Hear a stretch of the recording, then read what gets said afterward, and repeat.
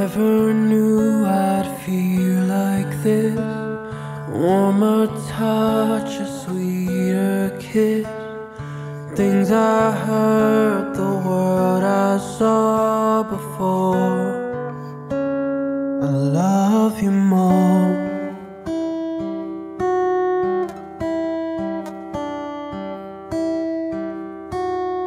Love you more.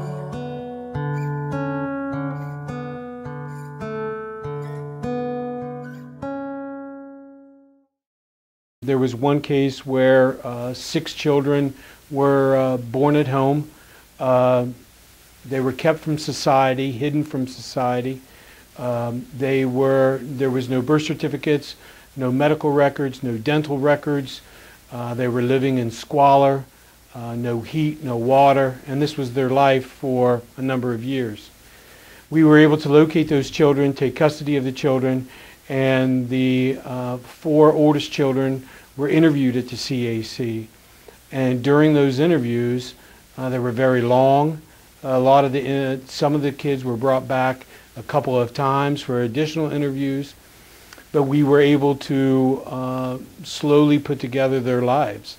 Without that facility to bring those kids back, without the proper interviewing techniques, we would have never been able to, I think, help these children. And they're now doing well in society.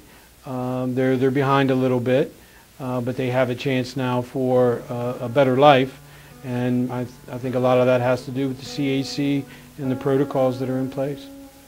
Little hands and little feet, little eyes and little cheek, little sounds you make it sleep. Lord, I pray your soul to keep.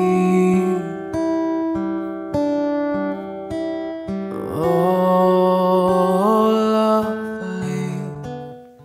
You see TV shows with child abuse, but until you're actually involved in it and trying to stop it, it's a completely different ball game. And to sit there and listen to how many different children tell their stories and have to answer questions about this stuff is, one of the hardest things a person's going to have to do.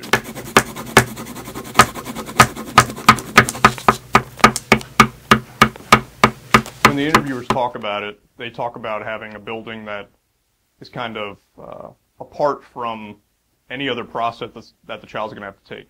So, not having it connected to a government building, a courthouse, or a children and youth agency, it allows a child to feel like they're not going to something where, even like a doctor's appointment. They walk into a house, bright colors everywhere, toys in the waiting room, and all the people at the CAC are very friendly, and so I think they do a very good job of allowing the children to not feel like they're there because something bad happened to them. One of the most challenging things about interviewing children about their abuse was remembering that they're a child and that they may not be ready to talk about what, if anything, has happened in their life that has brought them to the center. And I think that sometimes was one of the hardest things, was just knowing that a child left the center not telling you what has happened in their life. You'll always be a part of me, even when the sun and moon can't see.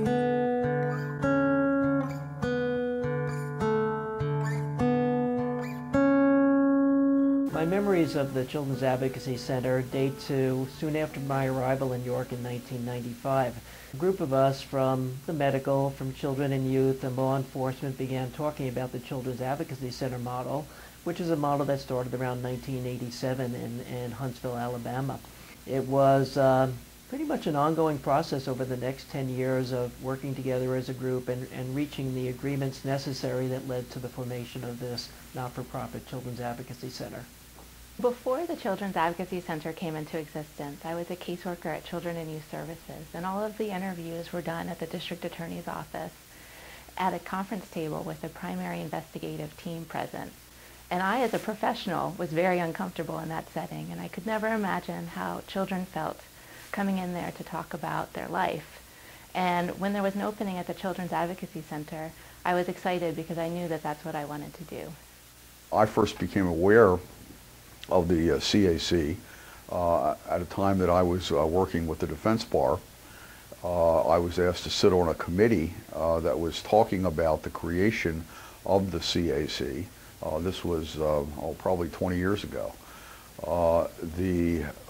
At that time, there was some diversity as to whether or not this entity was necessary. As it became created and as it evolved, and again, this was before my tenure here, it became apparent to me as someone who was working in the defense bar that the forensic interviews that were being conducted were very effective in ensuring that justice was accomplished and that young children, many of who were somewhat reluctant to sit in the formal courtroom setting and many times would clam up, felt much more comfortable about doing so. And also they were able to get to the bottom of a lot of cases, whether they were fictionalized or valid, on a very quickly through the CAC. It was new. We were excited about the process. You know, we had headphones and we were looking through two-way mirrors, and it was very surreal that after all that time we had finally reached the point that we were doing interviews of children.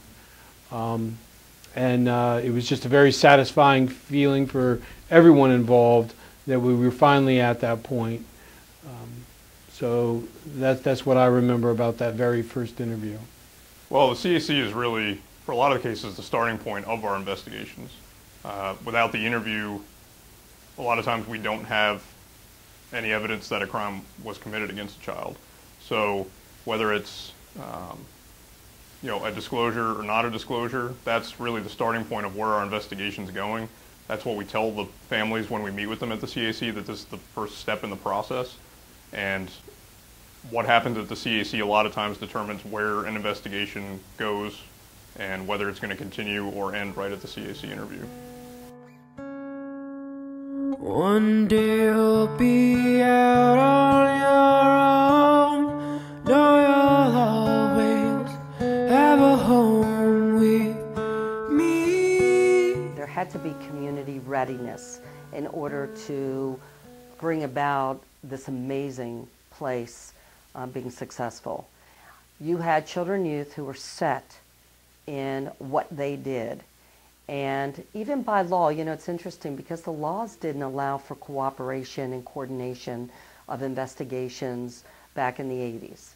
And so you had to try to get people to stop doing what they were doing, which never worked, and begin to do something different which would work. The center was an ideal situation for us to have a place to go that does not create any fear in the children. Everyone has to agree on a facility such as this.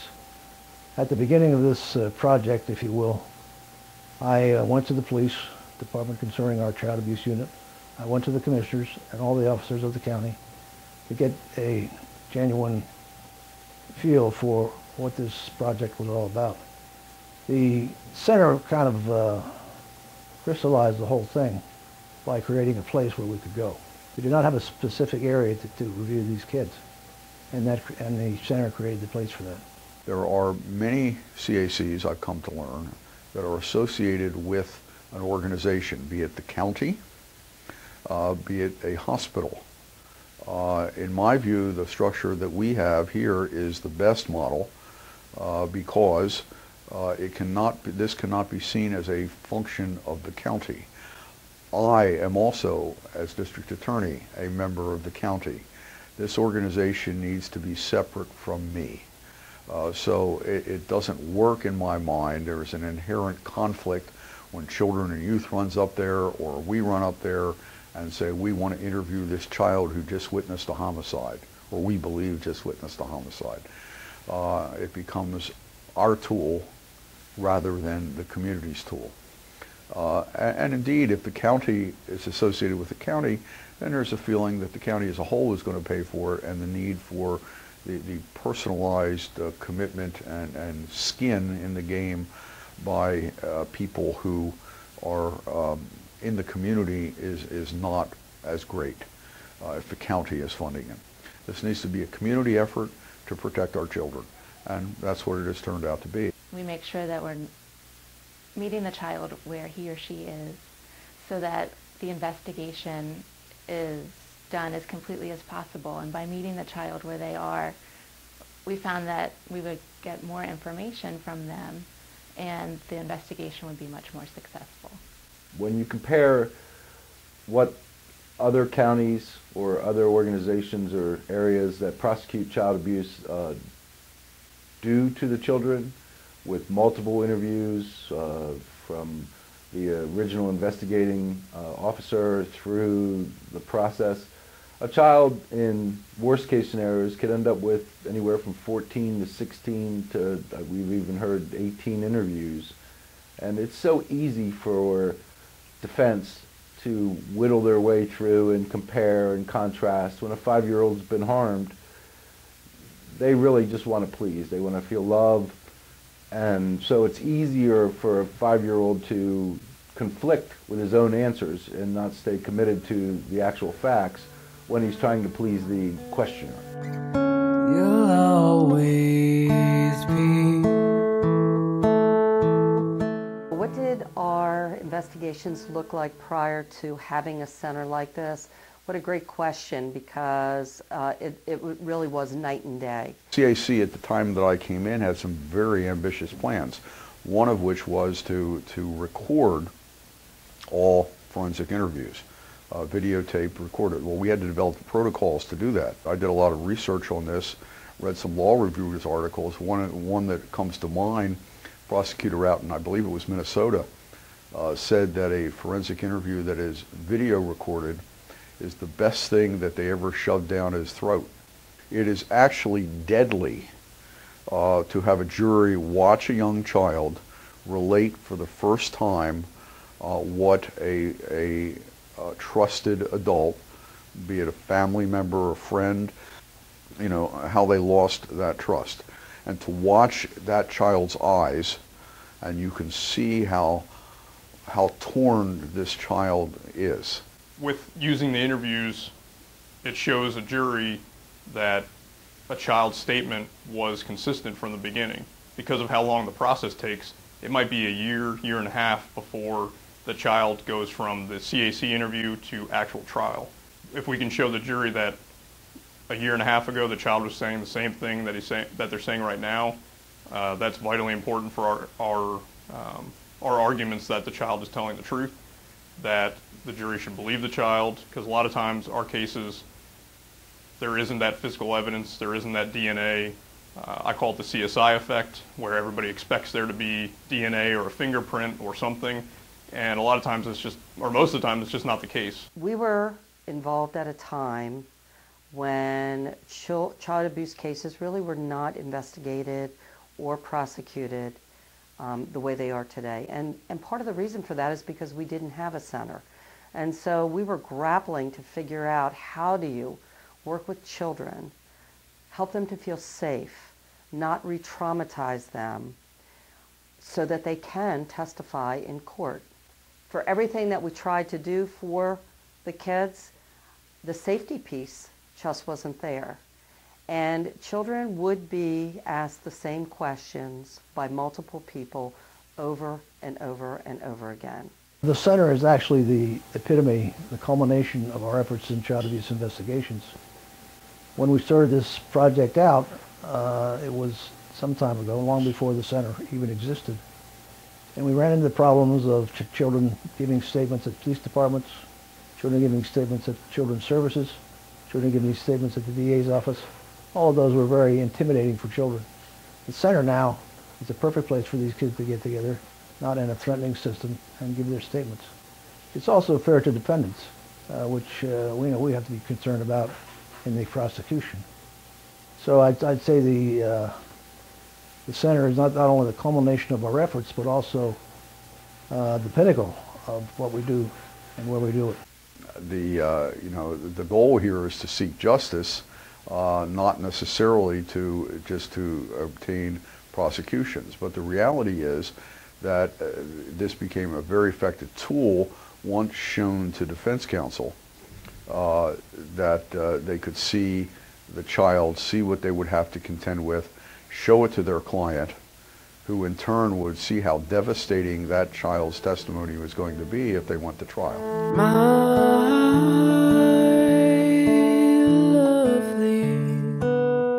Children's Advocacy Center is a hub and a wheel model where we have the forensic interviewer at the middle. It's a very child-centric process. The medical exam is really it's a very specialized exam. And one would think that in general doctors receive this type of training when they're in medical school or the residency, but in actuality they don't. This is an exam that does not hurt the child in any way. We actually consider it a therapeutic intervention, as it's an opportunity to let the child know that their body is okay and that none of this is their fault. The majority of the children that we examine do have normal exams, and that's a very good thing.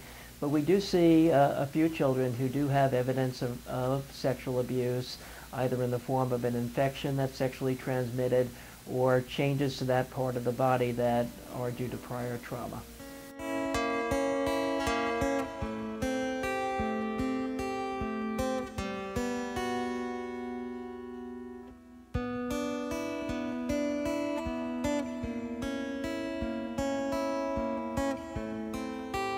My first interaction was with a phone call from Rosemary Countess, who was working with a group of professionals who were putting together the CAC concept, and they were identifying a building at 28 South Queen Street for the location of the center. So she asked if I would do a favor and do a walkthrough and look at the building, see if it met their needs and their future needs also. The one thing in designing the center, we wanted to make sure that there was the possibility of creating expansion space. And so the center in the initial phase was to redo the first floor for interview and reception area, medical exam room, and the second floor was going to be utilized as the offices. Then we had the third floor as flex space that we could go in and grow to. The second phase, which actually happened a couple years ago, we grew into the third floor, expanded that, added a second interview room, which is when the video capacity came to the center.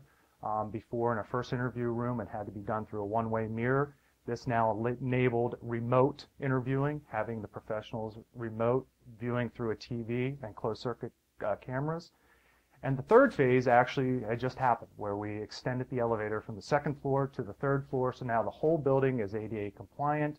They can provide interviews on the third floor and the first floor and keep the center efficiently running. Part of making the center child-friendly was incorporating local artists to do themed environments within the waiting rooms and the physician's exam room. Throughout the building, there's a lot of hot air balloons as the theme.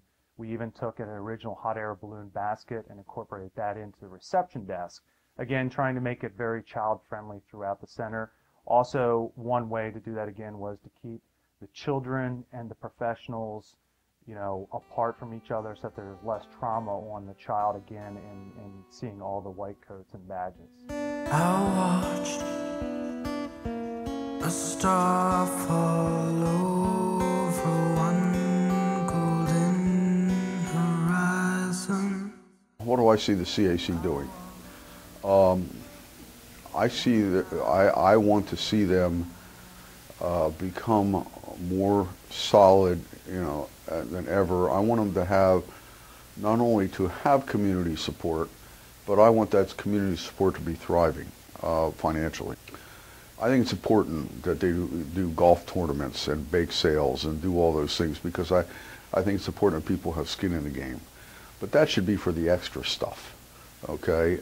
And people should be allowed to do their jobs. And their jobs are not to run bake sales, okay? Their jobs are to learn from children and to ensure that justice is done here in our community, that children are protected, and that they are provided with the therapy that they need if they have been harmed or injured. If I had to get the CAC to where it was when I first started working with the CAC in late '07, early '08, we've gotten there. We have very positive things going on, a lot of education. We've responded well to the increase in demand and our response to the teenagers that we're now interviewing. The importance of the cooperation of the various units is very crucial. If we didn't have that cooperation by the commissioners, obviously, we wouldn't have the money. The original money came from a grant, and the center itself, I think, was a purchase by mental health.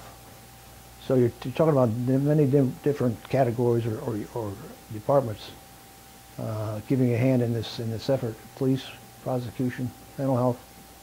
So again, it's the culmination of that effort that you realize with the center.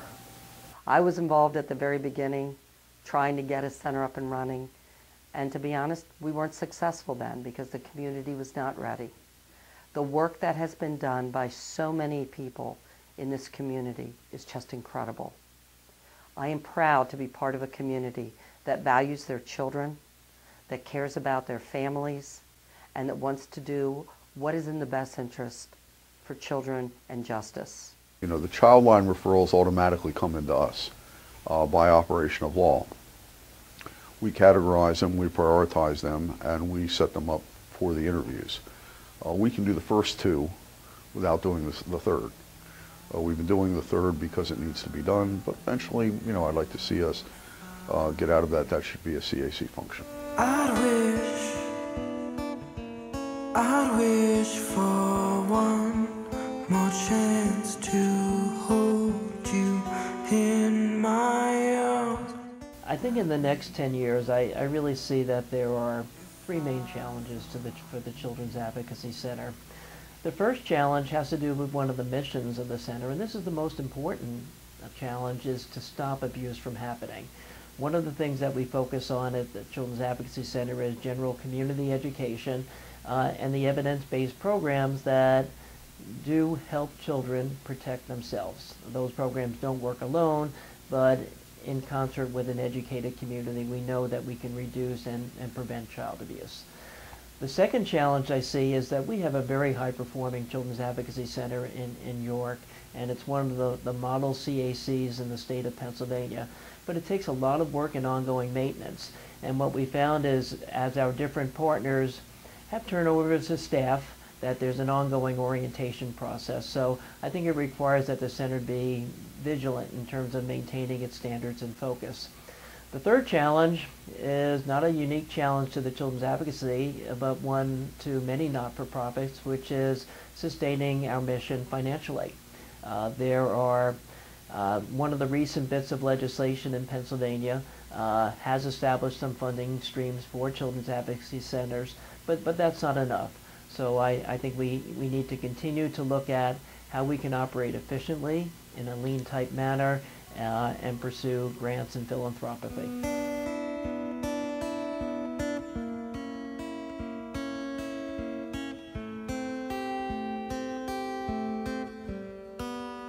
The first case I had, I was able to realize how important the CAC was. There was a young boy, when he got up on the stand, what he said happened he wasn't saying the whole thing.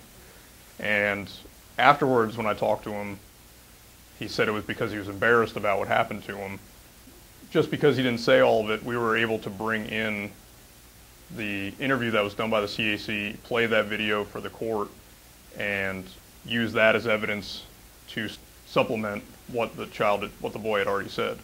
And without that video, without that interview being done and getting that information, we wouldn't have been able to get all the charges like we were able to get. He was embarrassed about what happened to him. He didn't want to talk about all of it. Was willing to talk about it at the CAC where he's more comfortable, not in front of a ton of people. I see